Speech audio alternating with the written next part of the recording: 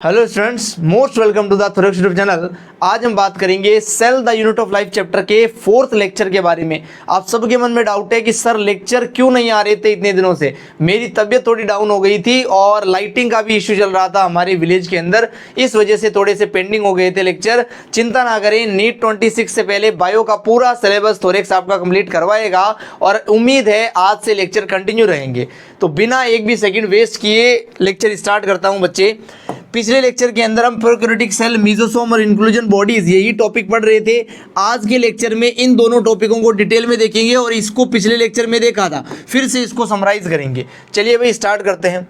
देखो बच्चे, जो प्रोकैरियोटिक सेल होता है उसका एक टिपिकल डायग्राम हमने बना रखा है। इसके सबसे बाहर क्या बनाई है हमने? सेल वॉल बनाई है भाई। जैसे रूम के बाहर वॉल्स होती है, उसी प्रकार प्रोकैरियोटिक सेल के ऊपर सेल वॉल होती है बच्चे, जो रिजिड होती है। कैसी होती है? रिजिड। लेकिन एक सेल ऐसा पढ़ाया था माइकोप्लाज्मा, इसके ऊपर कोई सेल वॉल नहीं होती है, ये भी हमने मेंशन कर दिया।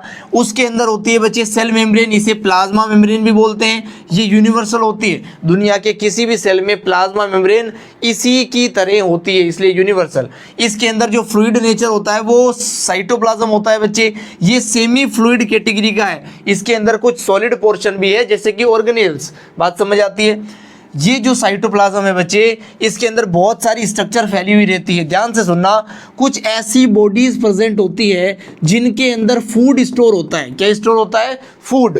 उसे बोलते हैं इंक्लूजन बॉडी। क्या बोलते हैं बच्चे? Inclusion body. साइटोप्लाज्म के अंदर फ्रीली लाई करती है कुछ ऐसी सेक लाइक स्ट्रक्चर जिनके अंदर फूड स्टोर होता है, उन्हें बोलते हैं इंक्लूजन बॉडीज। बात समझ में आती है? अब ध्यान से सुनना बच्चे, ये जो प्लाज्मा मेम्ब्रेन है किसी भी प्रोकैरियोटिक सेल की, ये फोल्डिंग शो करती है। ये आउटसाइड भी फोल्ड होती है और ये इनसाइड भी फोल्ड होती है। इन दोनों फोल्ड्स के अलग अलग नाम रखे गए हैं, बहुत ध्यान से देखना बच्चे। ये है प्लाज्मा मेम्ब्रेन येलो कलर की, ये अगर अंदर की तरफ फोल्ड हो रही है, इन फोल्डिंग्स अगर ये बना रही है तो ये दो स्ट्रक्चर बना सकती है। अगर ये क्रोमेटाफोर बना रही है, अगर ये मेसोसोम बना रही है। अगर प्रोकैरियोटिक सेल की प्लाज्मा मेम्ब्रेन अंदर की तरफ फोल्ड हो रही है और उस पर पिगमेंट प्रेजेंट है और उसके ऊपर कलर देने वाले सब्सटेंस पिगमेंट प्रेजेंट है, तो वो बनाएगी क्रोमेटाफोर। क्या बनाएगी? क्रोमेटाफोर।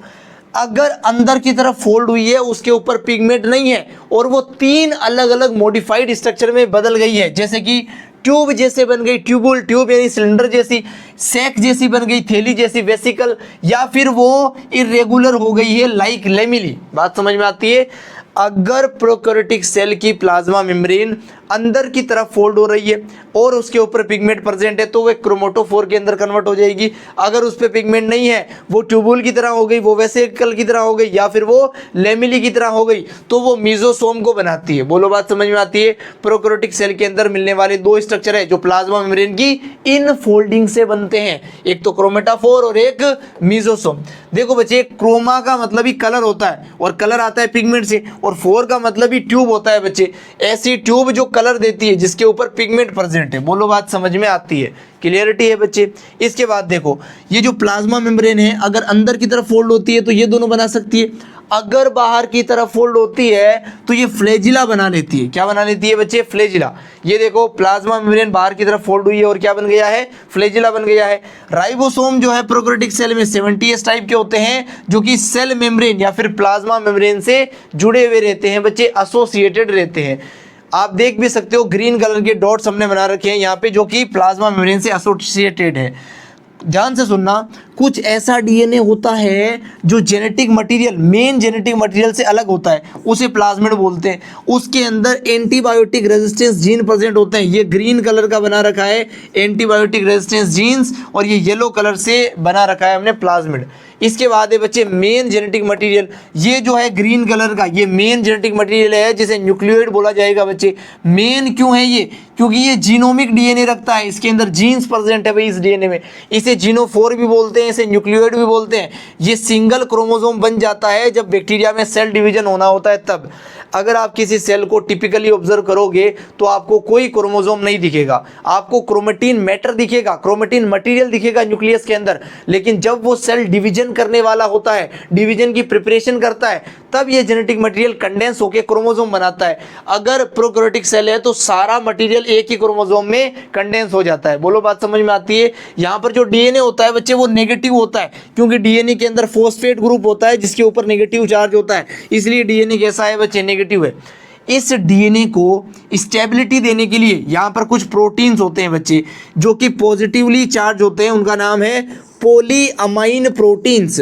यहाँ पर जो अमाइन होता है NH3 इसके ऊपर पॉजिटिव चार्ज है, इसलिए ये पूरे प्रोटीन्स पॉजिटिवली चार्ज होते हैं। पॉली का मतलब ही मेनी होते हैं भाई, बहुत सारे पॉली अमाइन प्रोटीन्स यहाँ पर प्रेजेंट होते हैं प्रोकैरियोटिक सेल के अंदर। बोलो बात समझ में आती है।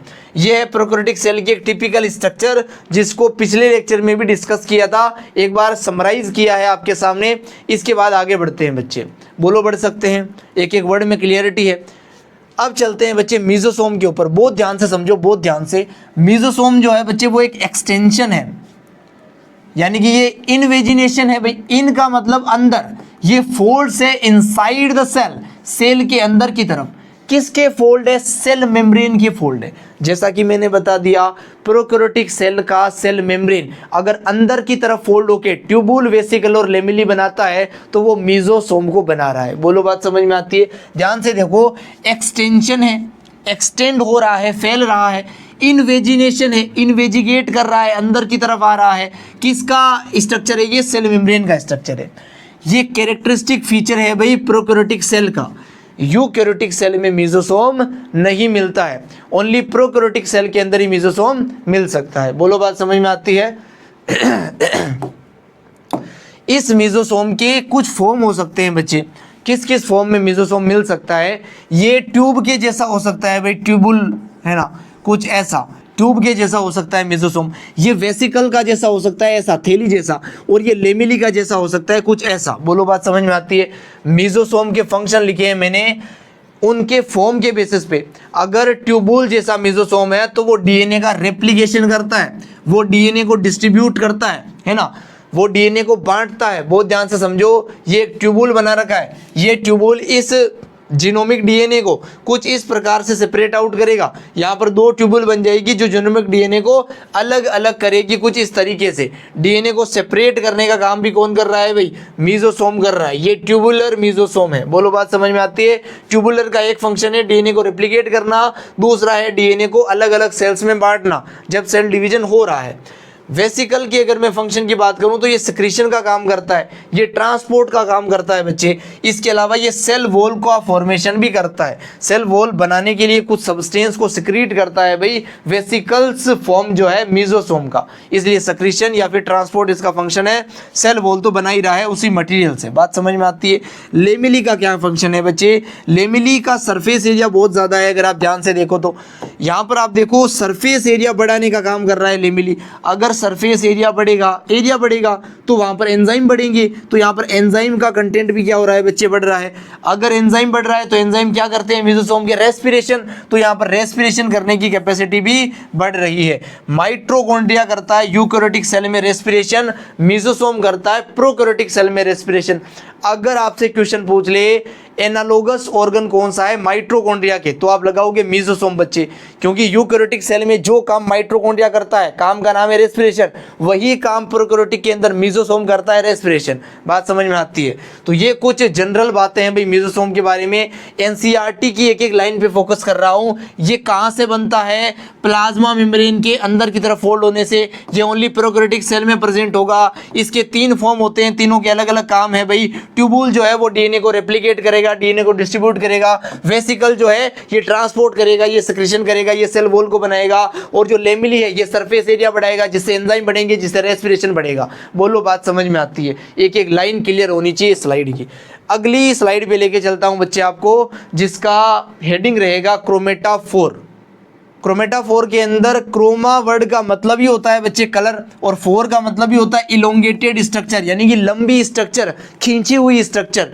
ऐसी स्ट्रक्चर है जिसमें कलर प्रेजेंट है। कलर कौन देता है? पिगमेंट्स देते हैं, तो यहाँ पर पिगमेंट प्रेजेंट है बच्चे। और ये लंबी सी स्ट्रक्चर है, स्ट्रक्चर आप बना ही सकते हो। सेल मेम्ब्रेन अंदर की तरफ फोल्ड हुई है, इसके ऊपर बहुत सारे पिगमेंट प्रेजेंट है। यहाँ पर ब्लू ग्रीन एल्गी और साइनोबैक्टीरिया वर्ड लिखा गया है क्योंकि जो क्रोमेटाफोर है ये ब्लू ग्रीन एल्गी और साइनोबैक्टीरिया के अंदर मिलता है बच्चे। ब्लू ग्रीन एल्गी का पूरा नाम blue green algae, BGA short form है, ब्लू ग्रीन एल्गी पूरा नाम है। इसी का दूसरा नाम है साइनोबैक्टीरिया। ये दो अलग अलग ऑर्गेनिज्म नहीं है, ब्लू ग्रीन एल्गी को ही साइनोबैक्टीरिया बोलते हैं। पहले जो ओल्ड साइंटिस्ट थे उनको लगा था कि ये एक एल्गी है, बाद में पता चला कि ये बैक्टीरिया है, तब इन्हें साइनोबैक्टीरिया में क्लासिफाई कर दिया। बोलो बात समझ में आती है? ये सेल मेम्ब्रेन की इनफोल्डिंग होती है भाई, जो क्रोमेटाफोर्स होते हैं जिनके ऊपर पिगमेंट प्रेजेंट होते हैं, इतना सबको पता है। अगली हेडिंग है बच्चे हमारे सामने इंक्लूजन बॉडी। ध्यान से सुनना, ध्यान से। जो इंक्लूजन बॉडी होती है ये फूड को स्टोर करती है। Cytoplasm of the prokaryotic cell में फ्रीली तैरती रहती है ना, फ्लोट करती रहती है और अपने अंदर फूड को रखती है। बहुत ध्यान से समझो, ओनली प्रोकैरियोटिक सेल के अंदर ही मिलती है, यूकैरियोटिक में मिलती नहीं है। इसलिए कैरेक्टरिस्टिक फीचर है बच्चे, ये कभी भी मेम्ब्रेन को नहीं रखती है। इंक्लूजन बॉडी के ऊपर कोई मेम्ब्रेन प्रेजेंट नहीं होती है। मैंने आपको पढ़ाया है डबल मेम्ब्रेन से बाउंड होने वाले स्ट्रक्चर कौन कौन से, माइटोकॉन्ड्रिया, प्लास्टिड और न्यूक्लियस। अगर मैं बोलूं डबल मेम्ब्रेन बाउंड स्ट्रक्चर तो माइटोकॉन्ड्रिया, प्लास्टिड और न्यूक्लियस आएगा। अगर मैं बोलूं डबल मेम्ब्रेन बाउंड ऑर्गेनेल तो ओनली माइटोकॉन्ड्रिया और प्लास्टिड आएगा। Nucleus is a not a organelle, it is a structure. बात समझ में आती है? उसके बाद सुनो, सिंगल मेम्ब्रेन बाउंड में मैंने आपको बताया है वैक्यूल, मैंने आपको बताया गोल्जी बॉडी, मैंने बताया ईआर, मैंने बताया आपको माइक्रोबॉडीज। उसके अलावा मेम्ब्रेन लेस स्ट्रक्चर में मैंने बताया राइबोसोम, मैंने बताया सेंट्रोसोम। अब बता रहा हूं आपको स्ट्रक्चर मेम्ब्रेन लेस स्ट्रक्चर कौन कौन से, राइबोसोम, सेंट्रोसोम, कौन सा है ये, इंक्लूजन बॉडी। इसके अलावा बताऊंगा मैं आपको न्यूक्लियोलस, न्यूक्लियस के अंदर एक स्ट्रक्चर है न्यूक्लियोलस। इन चार स्ट्रक्चर के ऊपर कोई मेम्ब्रेन नहीं होती, राइबोसोम, सेंट्रोसोम, इंक्लूजन बॉडी और न्यूक्लियोलस। अगर बोले ऑर्गेनेल कौन से हैं जिन पे मेम्ब्रेन नहीं होती तो सेंट्रोसोम और राइबोसोम दो ही बोले। अगर बोले स्ट्रक्चर कौन से हैं तो उसमें इंक्लूजन बॉडी और न्यूक्लियोलस दो और आएंगे। बोलो क्रिस्टल क्लियर है कंसेप्ट? बिल्कुल क्लियर है भाई। आगे बढ़ता हूं, देखो इनके ऊपर कोई मेम्ब्रेन नहीं होती, ये साइटोप्लाज्म में फ्रीली लाई करते हैं, तैरते रहते हैं भाई। ये हेल्प करते हैं मटेरियल को स्टोर करने में और ये फूड मटेरियल होता है बच्चे। एक तरफ मैंने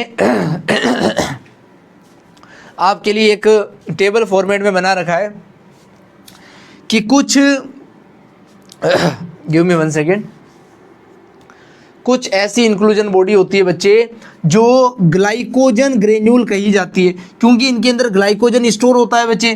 कुछ ऐसी बॉडीज होती है जिनके अंदर फॉस्फेट स्टोर होता है, इसलिए फॉस्फेट ग्रेन्यूल बोल देते हैं। कुछ ऐसी बॉडीज होती है बच्चे जिनके अंदर पिगमेंट स्टोर होता है, ब्लू कलर का पिगमेंट, और ब्लू को बोलते हैं साइनो, इसलिए उसे बोल दिया साइनोफाइसियन ग्रेन्यूल। बोलो बात समझ में आती है क्या? मैं बता रहा हूं आपको इंक्लूजन बॉडीज के बारे में। अगर उसके अंदर ग्लाइकोजन है तो ग्लाइकोजन ग्रेन्यूल, अगर फॉस्फेट है तो फॉस्फेट ग्रेन्यूल, अगर ब्लू कलर के पिगमेंट है तो साइनोफाइसियन ग्रेन्यूल्स। बोलो बात समझ में आती है? अगर उसके अंदर गैस भरी है, क्या भरी है बच्चे? गैस, तो उसे बोलेंगे गैस वैक्यूल। अब गैस वैक्यूल बायोएंसी प्रोवाइड करती है भाई। किसी भी ऑर्गेनिज्म में अगर गैस वैक्यूल है तो उसे तैरने में हेल्प करेगी, उसे डूबने नहीं देगी। ये ब्लू ग्रीन बैक्टीरिया और पर्पल ग्रीन फोटोसिंथेटिक बैक्टीरिया के अंदर प्रेजेंट होती है। दोनों के अंदर ग्रीन कलर का पिगमेंट है, इसलिए ये फोटोसिंथेटिक तो होंगे ही होंगे। बोलो बात समझ में आती है? उम्मीद करता हूं एक एक वर्ड आपको समझा पाया हूं बहुत ही अच्छे से। अब आगे बढ़ सकता हूं बच्चे। अगली स्लाइड को बहुत ध्यान से देखो। सरफेस के ऊपर मिलने वाले स्ट्रक्चर के बारे में लिखा है मैंने आपके लिए। सबसे पहला स्ट्रक्चर है बच्चे फ्लैजिला, जो सरफेस से बनता है। ये नॉन मोटाइल बैक्टीरिया में नहीं होगा, ओनली मोटाइल के अंदर होगा, क्योंकि जब फ्लैजिला होगा तभी बैक्टीरिया मूव करके आगे जाएगा। अगर फ्लैजिला नहीं है तो वो मूव करके आगे भी नहीं जा पाएगा। अगर मोटाइल है इट मीन्स फ्लैजिला है, अगर मोटाइल नहीं है इट मीन्स फ्लैजिला नहीं है बच्चे। तो एब्सेंट होगा नॉन मोटाइल में, प्रेजेंट होगा मोटाइल में बच्चे। जो फ्लैजिला होता है कुछ ऐसा स्ट्रक्चर होता है। ये रही सेल मेम्ब्रेन, ये आउटवर्ड डायरेक्शन में फोल्ड हो जाती है और सेल वॉल के अंदर से निकल जाती है, इसी को फ्लैजिला बोलते हैं। ये एक्सटेंशन होता है बच्चे सेल मेम्ब्रेन का। एक्सटेंशन का मतलब है आउटवर्ड फोल्डिंग होती है सेल मेम्ब्रेन की। ये एक्सटेंड करता है बच्चे सेल वॉल से, क्योंकि सेल वॉल को तोड़कर एक्सटेंड कर रहा है, उसके अंदर से फैल रहा है, ये क्रस्ट कर देता है सेल वॉल को, उसका कीमा बना देता है, सेल वॉल को तोड़कर बाहर निकल जाता है। बात समझ आती है क्या? जो फ्लैजिला होती है बच्चे, इसके 3 पार्ट्स होते हैं। एक पार्ट होता है बच्चे जिसके ऊपर ये लगा रहता है, वो होती है बेसल बॉडी, बेस पे बनी हुई बॉडी, ये बेस के ऊपर प्रेजेंट होती है इसलिए बेसल बॉडी है। एक इस बेसल बॉडी के ऊपर छोटा सा पार्ट होता है जिसे हुक बोलते हैं बच्चे, ये फिलामेंट और बेसल बॉडी को जोड़ता है, क्योंकि इस हुक के ऊपर क्या है बच्चे, एक लॉन्गेस्ट पार्ट है बच्चे, यही मोटिलिटी में हेल्प करता है, जिसका नाम है फिलामेंट। 3 पार्ट है फ्लैजिला के, लंबा वाला फिलामेंट, नीचे है बेसल बॉडी, इनके बीच में हुक। बात समझ आती है? ये फ्लैजिला के 3 पार्ट है। जो फ्लैजिला होता है बच्चे, प्रोकैरियोटिक और यूकैरियोटिक सेल में डिफरेंट होता है। प्रोकैरियोटिक सेल का फ्लैजिला फ्लैजिलिन प्रोटीन से बनता है और यूकैरियोटिक सेल का फ्लैजिला ट्यूबुलिन प्रोटीन से बना होता है। बात समझ में आती है? ये है ऑल अबाउट फ्लैजिला। हम पढ़ रहे हैं प्रोकैरियोटिक सेल के ऊपर सरफेस से बनने वाले स्ट्रक्चर। फ्लैजिला को मैंने आपको डिटेल में पढ़ाया है, एक भी वर्ड एनसीईआरटी का छोड़ा नहीं है और एक भी वर्ड एनसीईआरटी से बाहर का बताया नहीं है बच्चे। अब बात करूंगा मैं सेकंड सरफेस स्ट्रक्चर पे, जिसका नाम है पिलाई। क्या नाम है बच्चे? पिलाई। ये एक ट्यूब जैसे स्ट्रक्चर होते हैं भाई, ट्यूबुलर होते हैं, ट्यूब जैसे। ये इलोंगेटेड का मतलब लंबे लंबे स्ट्रक्चर्स होते हैं बच्चे, ये जोड़ते हैं, कनेक्ट करते हैं 2 बैक्टीरियाज को। जैसे ये कोई बैक्टीरिया है, ये कोई बैक्टीरिया है, इनके बीच में क्या बनता है बच्चे? पिलाई बनता है। जब इनके बीच में पिलाई बनता है तो ये किसी मटेरियल को ट्रांसपोर्ट करने के लिए बनता है। क्यों बनता है बच्चे? ट्रांसपोर्ट करने के लिए। ये हेल्प करता है ट्रांसफर करने में। किसको ट्रांसफर करने में? प्लाज्मिड को या फिर डीएनए को। एक बैक्टीरिया का डीएनए दूसरे बैक्टीरिया में भेजने का काम करता है कौन? पिलाई। ये 2 बैक्टीरिया को कनेक्ट कर रहा है तभी तो प्लाज्मिड को भेज पाएगा। ये स्पेशल प्रोटीन के बने होते हैं जिसे पिलीन प्रोटीन नाम दे दिया जाता है। बात समझ में आती है? पिलाई के बारे में कुछ लाइन समझाइए, आपको उम्मीद है आराम से क्लियर है। 2 बैक्टीरिया है, उनको जोड़ने के लिए एक ट्यूब जैसी संरचना बनेगी जो लंबी होगी, इलोंगेटेड होगी बच्चे। एक बैक्टीरिया का प्लाज्मिड दूसरे बैक्टीरिया में चला जाएगा, इसलिए ये हेल्प करते हैं प्लाज्मिड को ट्रांसपोर्ट करने में। इसके बाद सुनो बच्चे, अगला थर्ड सरफेस स्ट्रक्चर है बच्चे हमारे सामने फिम्बरी। देखो बच्चे, जो पिलाई है वो काफ़ी लॉन्ग स्ट्रक्चर था, है ना, काफ़ी एक्सटेंडेड स्ट्रक्चर था। जो फिम्बरी होते हैं वो छोटे छोटे ब्रिसल्स लाइक स्ट्रक्चर होते हैं। जो ब्रश होता है ना उस पर ब्रिसल्स होते हैं ना, वैसे स्ट्रक्चर्स होते हैं। ये किसके बने होते हैं? ये फिम्ब्रिन प्रोटीन के बने होते हैं भाई। ये ब्रिस्टल लाइक स्ट्रक्चर्स होते हैं जो बैक्टीरिया की सरफेस के ऊपर मिलते हैं। ये एंकरेजमेंट में हेल्प करते हैं, अटैचमेंट में हेल्प करते हैं, किसी सरफेस से जुड़ने में, किसी होस्ट बैक्टीरिया से जुड़ने में, होस्ट टिश्यू से जुड़ने में हेल्प करते हैं, किसी रॉक से चिपकने में, किसी चट्टान से चिपकने में हेल्प करते हैं। बैक्टीरिया पानी में बहकर जा रहा है, अगर उसे किसी चट्टान से चिपकना है तो वो हेल्प लेगा किसकी बच्चे? फिम्बरी की हेल्प लेगा। बात समझ में आती है? जैसे ये बैक्टीरिया है, ये एंकरेजमेंट के लिए बना रखे हैं हमने फिम्बरी, जो कि रॉक से, होस्ट टिश्यू से एंकरेजमेंट करने में हेल्प करेंगे। नोट लगा के हमने लिखा है जो पिलाई है और जो फिम्बरी है उनका मोटिलिटी में कोई रोल नहीं है। तो सर मोटिलिटी में रोल किसका है? आखिर फ्लैजिला का रोल है बच्चे। ओनली फ्लैजिला ही है जो मोटिलिटी प्रोवाइड करता है। जो प्लीन है बच्चे, ये कॉन्जुगेशन करता है। क्या करता है? कॉन्जुगेशन, जिससे प्लाज्मिड को एक बैक्टीरिया से दूसरे बैक्टीरिया में डाला जाता है। जो फिम्बरी है बच्चे, ये अटैचमेंट में हेल्प करता है। ये सब के फंक्शन एक साथ लिख दिए मैंने। पिलाई कॉन्जुगेशन करेगा, फिम्बरी अटैचमेंट करेगा और फ्लैजिला मोटिलिटी करेगा। क्लियरिटी है बच्चे? इतना बच्चे से नोट करो, उसके बाद अपन एनसीईआरटी रीड करते हैं। देखो बच्चे, यहाँ पे लिखा गया है एनसीईआरटी के अंदर, जो प्रोकैरियोट्स होते हैं बच्चे, इनके अंदर सेल वॉल होती है, जो कि किसके अंदर नहीं होती है बच्चे? माइकोप्लाज्मा में नहीं होती है ना। सेल मेम्ब्रेन को सराउंड करती हुई, घेरती हुई एक सेल वॉल मिलती है, जो कि माइकोप्लाज्मा में नहीं मिलती है। जनरल सी बात है। इसके अंदर सेमी फ्लूइडी मैट्रिक्स प्रेजेंट होता है बच्चे। जो सेल मेम्ब्रेन है उसके अंदर सेमी फ्लूइडी मैट्रिक्स प्रेजेंट है, जो कि सेल को फिल करता है भाई साइटोप्लाज्म की फॉर्म में। बिल्कुल सही बात है।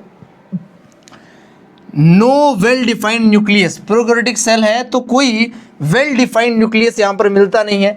जेनेटिक मटेरियल जो होता है वो नेकेड होता है, उसके बाहर कोई मेम्ब्रेन प्रेजेंट नहीं होती है, कोई एनवेलप प्रेजेंट नहीं होता है न्यूक्लियर मेम्ब्रेन की फॉर्म में। In addition to the genomic DNA, genomic DNA के एडिशन में इसके अलावा सिंगल क्रोमोसोम है भाई इसके अंदर, ये एक सर्कुलर डीएनए है। बहुत सारे बैक्टीरियाओं के अंदर एक सर्कुलर डीएनए होता है, छोटा सा डीएनए होता है, डबल स्टैंडर्ड डीएनए होता है, सेल्फ रेप्लिकेटिंग डीएनए होता है, ऑटोनोमस एक्स्ट्रा क्रोमोसोमल डीएनए होता है। उसे क्या बोलते हैं बच्चे? प्लाज्मिड बोलते हैं। एक्स्ट्रा क्रोमोसोमल को यहाँ पे आउटसाइड जीनोमिक डीएनए लिखा गया है, बात समझ में आती है, उसका नाम प्लाज्मिड है। जो प्लाज्मिड होता है बच्चे, ये कन्फर्स करता है कुछ फिनोटिपिक कैरेक्टर्स। जैसे कोई बैक्टीरिया है जिसके अंदर एंटीबायोटिक रेजिस्टेंस जीन्स उसके प्लाज्मिड में है, तो वो एंटीबायोटिक रेजिस्टेंस जीन्स उसके फिनोटिपिक कैरेक्टर को इम्पैक्ट करेगा, बात समझ में आती है। उसकी दिखावट जो है बैक्टीरिया की वो बदल जाएगी उस जीन से। ये कहने का मतलब है फिनोटिपिक कैरेक्टर से दिखावट। फिनोटिपिक का मतलब external appearance to such bacteria, उस बैक्टीरिया के भाई one such character is resistance to antibiotic. Antibiotic से अगर रेजिस्टेंस है तो वो बैक्टीरिया उस एंटीबायोटिक के सॉल्यूशन में जिंदा रहेगा। अगर वो रेजिस्टेंस वाला जीन नहीं है तो वो इस एंटीबायोटिक के अंदर मर जाएगा। हायर क्लासेस के अंदर आप सीखोगे प्लाज्मिड डीएनए कैसे यूज होता है मॉनिटर करने के लिए bacteria transformation for the foreign DNA. ये हायर क्लासेस क्लास 12 की बात चल रही है, बायोटेक्नोलॉजी टॉपिक की बात चल रही है। जब आपको बायोटेक्नोलॉजी टॉपिक पढ़ाएंगे बच्चे तो आपको बताएंगे कि कैसे डीएनए हेल्प करता है, कैसे डीएनए हेल्प करता है हमारी दूसरे के अंदर फॉरेन जीन को डालने में। ये जो डीएनए हेल्प कर रहा है वही प्लाज्मिड है बच्चे। Nuclear membrane is formed in eukaryotes, बिल्कुल न्यूक्लियर मेम्ब्रेन जो है वो यूकैरियोट के अंदर फाउंड होती है, मिलती है भाई। कोई भी ऑर्गेनेल जो है वो प्रोकैरियोट के अंदर नहीं मिलता है भाई, यूकैरियोट के अंदर मिलते हैं सारे जिनके ऊपर मेम्ब्रेन होती है। लेकिन ऐसे कौन से ऑर्गेनेल है जो कि एक्सेप्शन है इस बात का? राइबोसोम बच्चे, है ना। राइबोसोम प्रोकैरियोटिक यूकैरियोटिक दोनों में मिलते हैं क्योंकि इसके ऊपर कोई मेम्ब्रेन प्रेजेंट नहीं होती है। प्रोकैरियोटिक जो होते हैं बच्चे वो यूनिक होते हैं इंक्लूजन बॉडीज की फॉर्म में, क्योंकि यहाँ पर इंक्लूजन बॉडीज मिलती है जो कि यूकैरियोटिक में नहीं मिलती है। मीजोसोम जो है बच्चे ये भी यूनिक कैरेक्टर है बच्चे इस प्रोकैरियोटिक सेल का। उसके अलावा ये जो इनफोल्डिंग है सेल मेम्ब्रेन की, इससे ही बन रहा है मीजोसोम। बात समझ में आती है, क्लियरिटी है बच्चे। इसके आगे आओ, अगले पेज के ऊपर आओ। ए स्पेशल मेम्ब्रेन स्ट्रक्चर, एक स्पेशल मेम्ब्रेन का स्ट्रक्चर जो कि मीजोसोम है, जो कि प्लाज्मा मेम्ब्रेन के एक्सटेंशन से बन रहा है, वो भी सेल के अंदर इनटू द सेल एक्सटेंशन से बन रहा है, वो मीजोसोम है बच्चे। The extension are in the form of vesicle, ये जो एक्सटेंशन है वो वेसिकल थैली जैसे हो सकते हैं, ट्यूबुलर ट्यूब जैसे हो सकते हैं, या फिर लेमिली जाल जैसे भी हो सकते हैं। दे हेल्प इन, ये क्या क्या करता है मीजोसोम? सेल वॉल का फॉर्मेशन करता है बच्चे, डीएनए का रेप्लिकेशन करता है बच्चे, डीएनए का डिस्ट्रीब्यूशन भी करता है डॉटर सेल में सेल डिवीजन के टाइम, और ये रेस्पिरेशन भी करता है, ये सिक्रीशन की प्रोसेस भी करता है। इसी प्रोसेस से सेल वॉल फॉर्म होती है, और ये सरफेस एरिया बढ़ाता है जिससे एंजाइम कंटेंट बढ़ जाता है इस प्लाज्मा मेम्ब्रेन के अंदर, और रेस्पिरेशन में हेल्प होती है। ये जो टॉपिक है बच्चे मीजोसोम के फंक्शन, यहाँ से 25 के अंदर क्वेश्चन आया है भाई हाल ही में। बात समझ में आती है? आगे बढ़ते हैं बच्चे। जो प्रोकैरियोट्स होते हैं इनके अंदर जैसे कि कुछ साइनोबैक्टीरियाज भी आते हैं प्रोकैरियोट्स के अंदर, उनके ऊपर मेम्ब्रेनस एक्सटर्नल एक्सटेंशंस होते हैं साइटोप्लाज्म के अंदर जिन्हें क्रोमेटाफोर्स बोलते हैं। इनके अंदर पिगमेंट प्रेजेंट होते हैं। एनसीईआरटी बहुत सिंपल वर्ड्स में लिख रही है, इसे पहले ही मैंने एक डायग्रामेटिक फॉर्म में आपको बहुत अच्छे से एक्सप्लेन कर दिया है। बैक्टीरिया के जो सेल्स होते हैं वो मोटाइल भी हो सकते हैं, वो नॉन मोटाइल भी हो सकते हैं। अगर उस पर फ्लैजिला है तो वो मोटाइल है, अगर फ्लैजिला नहीं है ना उस पर तो वो नॉन मोटाइल होगा बच्चे। आगे पढ़ो। उनके ऊपर थिन फिलामेंटस एक्सटेंशंस होते हैं बच्चे सेल वॉल के ऊपर। बात समझ में आती है? उन्हें क्या बोलते हैं बच्चे? फ्लैजिला बोलते हैं। जो फ्लैजिला है ना ये सेल मेम्ब्रेन की एक्सटेंशन है, और ये सेल वॉल को क्रॉस करते हुए ब्रेक करते हुए बाहर निकल रही है। बैक्टीरिया शो करते हैं एक range of the number and arrangement of flagella. अलग अलग बैक्टीरिया में अलग अलग नंबर्स में फ्लैजिला होंगे, अलग अलग अरेंजमेंट में फ्लैजिला होंगे। बैक्टीरियल फ्लैजिलम जो होता है, यानी कि एक की बात हो रही है, इस कंपोज ऑफ 3 पार्ट। एक फ्लैजिला के अंदर 3 पार्ट्स हो सकते हैं। बच्चे ध्यान से सुनिएगा। पहला पार्ट होता है फिलामेंट, यानी कि लॉन्गेस्ट पार्ट जो है, उसके नीचे आता है हुक और सबसे नीचे आती है बेसल बॉडी। द फिलामेंटस जो पार्ट है वो लॉन्गेस्ट पार्ट है भाई, ये एक्सटेंड करता है सेल सरफेस से आउटवर्ड की तरह, आउटसाइड की तरफ। जो पिलाई होता है बच्चे, जो फिम्बरी होते हैं बच्चे, ये सरफेस के स्ट्रक्चर्स होते हैं, ये कोई भी रोल प्ले नहीं करते हैं मोटिलिटी में, पहले ही बता दिया। जो पिलाई होता है वो इलोंगेटेड होता है भाई, ट्यूब जैसा होता है, ये स्पेशल प्रोटीन का बनता है। जो फिम्बरी होता है बच्चे, ये छोटा होता है, ये ब्रिस लाइक स्ट्रक्चर्स होता है, ये आउट ऑफ द सेल के ऊपर प्रेजेंट होता है। बैक्टीरिया जो है उसकी हेल्प हो जाती है अटैचमेंट करने में किसी दूसरे बैक्टीरिया से, किसी रॉक से, या फिर होस्ट के टिश्यू से। किसके द्वारा? फिम्बरी के द्वारा। पिलाई जो है वो बैक्टीरिया को कनेक्ट होने में हेल्प करता है, फिम्बरी जो है वो बैक्टीरिया को अटैच होने में हेल्प करता है, और बाकी मेसोसोम के फंक्शन बता ही दिए, क्रोमेटाफोर के फंक्शन आपको बता ही दिए। आगे बढ़ते हैं बच्चे, राइबोसोम और इंक्लूजन बॉडी एनसीईआरटी की हेडिंग है, इसको डिटेल में स्टडी करते हैं लाइन टू लाइन। जो प्रोकैरियोट्स होते हैं इनके अंदर राइबोसोम एसोसिएट जुड़े होते हैं बच्चे प्लाज्मा मेम्ब्रेन के साथ। इस राइबोसोम का साइज होता है 15 to 20 नैनोमीटर। बहुत ध्यान से, ये माइक्रोमीटर नहीं है, ये नैनोमीटर लिखा गया है। सेल के अंदर, सेल चैप्टर के अंदर जितने भी साइज अपन पढ़ते हैं 99% माइक्रोमीटर में दिए गए हैं। ये जो साइज है नैनोमीटर में दिया गया है, इसे बहुत अच्छे से अंडरलाइन कर लेना। राइबोसोम की 2 यूनिट्स होती है बच्चे, 2 सब यूनिट होती है, एक 50S और एक 30S। इनको अगर आप ऐड करो तो 80S बनता है, लेकिन इस राइबोसोम का नाम 70S ही है बच्चे, क्योंकि ये दोनों जो यूनिट होती है ये ओवरलैप करती है। जैसे ये 50S है, इसके ऊपर मैं 30S ड्रॉ कर रहा हूँ कुछ ऐसे, तो ये दोनों यूनिट का ये जो पोर्शन है ये ओवरलैप कर चुका है। इस ओवरऑल राइबोसोम की बात करो तो ये 70S रहेगा। ये जो यूनिट है ये 50S है, ये जो यूनिट है वो 30S है, दोनों मिलकर 80 हो रहे हैं, लेकिन ओवरलैप के कारण 10 रिड्यूस हो गया और ये 70S बन गया। बोलो बात समझ में आती है? यहाँ पर S का मतलब स्वेडबर्ग यूनिट है, जो इसके सेडिमेंटेशन के कोफिशिएंट को शो करता है। जब राइबोसोम का टॉपिक पढ़ाऊंगा तो ये चीज़ें डिटेल में बताऊंगा। अभी समझ में आया तो बढ़िया है, नहीं आया तो भी कोई बात नहीं। आगे देखो, राइबोसोम जो होते हैं बच्चे ये प्रोटीन बनाने की साइट होते हैं। बहुत सारे राइबोसोम अटैच होते हैं एक सिंगल mRNA के ऊपर, जिससे एक चेन बनती है, उसे पॉलीराइबोसोम या पॉलीसोम कहा जाता है। ये पॉलीराइबोसोम जो होते हैं ये ट्रांसलेट करते हैं बच्चे mRNA को प्रोटीन में। जो इंक्लूजन बॉडीज होती है बच्चे, ये प्रोकैरियोटिक सेल का यूनिक फीचर है। ये स्टोर करते हैं बच्चे, इंक्लूजन बॉडी जो है ये स्टोर करते हैं भाई फूड मटेरियल को। इनके ऊपर कोई भी मेम्ब्रेन नहीं मिलती है, ये साइटोप्लाज्म में फ्रीली लाई करते हैं प्रोकैरियोटिक सेल की। ये कितने टाइप के हो सकते हैं ध्यान से सुनो। अगर इनके अंदर फॉस्फेट मिलता है तो ये फॉस्फेट ग्रेन्यूल है। अगर इनके अंदर ब्लू कलर के पिगमेंट है तो ये साइनोफाइसियन ग्रेन्यूल है। अगर इनके अंदर ग्लाइकोजन है तो ये ग्लाइकोजन ग्रेन्यूल है। अगर गैस भरी है तो ये गैस वैक्यूल है बच्चे। गैस वैक्यूल ब्लू ग्रीन के अंदर और पर्पल के अंदर क्या मिलती है? इन बैक्टीरियाओं के अंदर मिलती है, और इनके अंदर ग्रीन कलर कॉमन आ रहा है, इसलिए ये फोटोसिंथेटिक भी होते हैं। तो ये है एनसीईआरटी की लाइन टू लाइन रीडिंग, जिसको बहुत अच्छे से पहले ही फ्लो चार्ट के फॉर्म में आपको समझा दिया है। हम उम्मीद करते हैं बच्चे आज का लेक्चर आपको बहुत ही ज़्यादा पसंद आया है। वीडियो को ज़्यादा से ज़्यादा शेयर कीजिए, लाइक कीजिए। हम मिलेंगे अगले वीडियो में नए टॉपिक के साथ। लेक्चर रेगुलर आते रहेंगे, चिंता ना करें बिल्कुल। थोड़ा सा तबीयत अप डाउन होने से थोड़ी इरेगुलरिटी हुई है बस, जिसके लिए हम क्षमा चाहते हैं। लेक्चर रेगुलर आते रहेंगे, बिल्कुल चिंता ना करें। All the best.